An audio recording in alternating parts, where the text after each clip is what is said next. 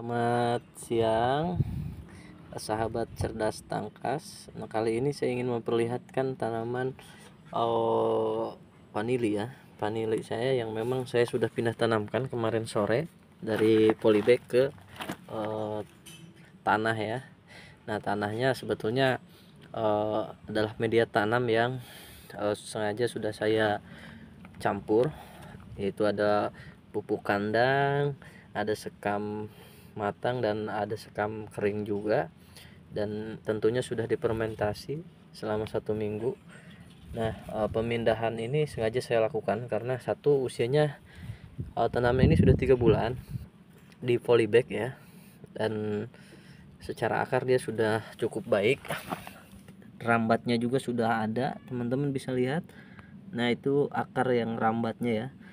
Nah, hampir semua tangkai itu udah ada akar rambatnya, teman-teman bisa lihat. Nah, ini cukup sehat. Nah, adapun media lain selain sekam, sengaja saya buatkan tiang penyangga rambatnya itu dari paralon yang saya lapisi dengan kulit gedebok pisang yang memang sudah mati, yang sudah agak membusuk, berikut dengan daun pisangnya. Sengaja ini buat perangsang supaya si akar dan pertumbuhan tanaman vanili ini bisa lebih baik ya. Nah, pada dasarnya ini bisa dijadikan sebagai pupuk organik ya, bukan pupuk organik tetapi lebih ke media tanam organik yang memang daun pisang ini punya manfaat yang cukup besar ya untuk media tanam. Ada lagi daun bambu ya, daun bambu kering itu juga cukup bagus untuk media tanam, tapi kali ini saya pakai daun pisang yang memang sudah membusuk kondisinya. Ini sengaja untuk serapan air, jadi ketika si cuaca sedang panas, si media kita itu tertutupi oleh daun pisang ini ditambah dengan sekam, sehingga si vanili yang sifatnya ini harus lembab, harus selalu lembab ya, nggak boleh kering. Nah, itu cukup terjaga gitu kualitas media tanamnya. Nanti akan saya review lagi untuk teman-teman. Ini sebetulnya analisis saya terkait vanili ya, sudah saya lakukan 3 bulan lalu, dan sebetulnya saya pun masih belajar karena belum pernah saya sampai panen vanili, karena memang saya tertarik dengan vanili baru di tahun 2023 akhir kemarin, sehingga kita perlu tahu pertumbuhannya seperti apa, hama dan penyakitnya seperti apa, dan panennya nanti seperti apa ya. Dan saya pribadi itu mencoba itu baru 1 kali ini, dan kemarin saya bibitnya itu beli dari Shopee ya, dengan saya potong menjadi 10 bagian, dan kebetulan dari 10 itu yang berhasil hanya satu ini, teman-teman. Jadi nggak gampang juga menanam vanili ya.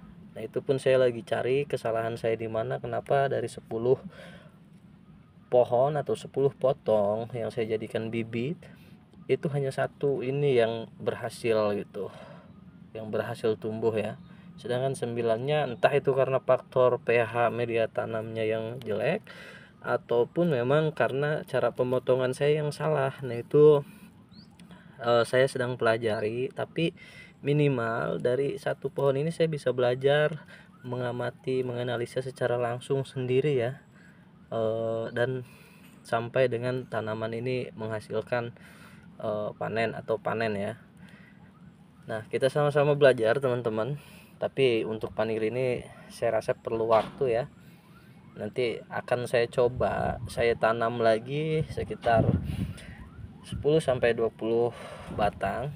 Nanti saya akan buatkan video lengkapnya dari mulai pemotongan, terus tanam di media tanam ya, di polybag, sampai dengan ke pemindahan. Nanti akan saya buatkan video lengkapnya. Tapi untuk yang satu ini saya jadikan sampling untuk bisa menganalisa lebih terkait hamanya, penyakitnya, dan pola hidupnya gitu ya. Nah, itu teman-teman. Nah, semoga dengan adanya video ini teman-teman yang memang belum suka bertani, bercocok tanam, bisa tertarik juga ya, karena di dunia pertanian itu cukup banyak ya yang bisa kita pelajari. Dan seperti yang teman-teman ketahui, banyak sekali komoditas-komoditas pertanian ya di Indonesia ini, karena kita merupakan negara yang memang sangat mendukung lah untuk bercocok tanam. Jadi kita gunakan potensi yang ada dengan belajar bagaimana caranya bercocok tanam yang baik dan benar. Seperti itu teman-teman. Nah, sekian mungkin untuk review vanili saya. Kita lihat ya perkembangannya, karena vanili ini kan harus tahunan ya.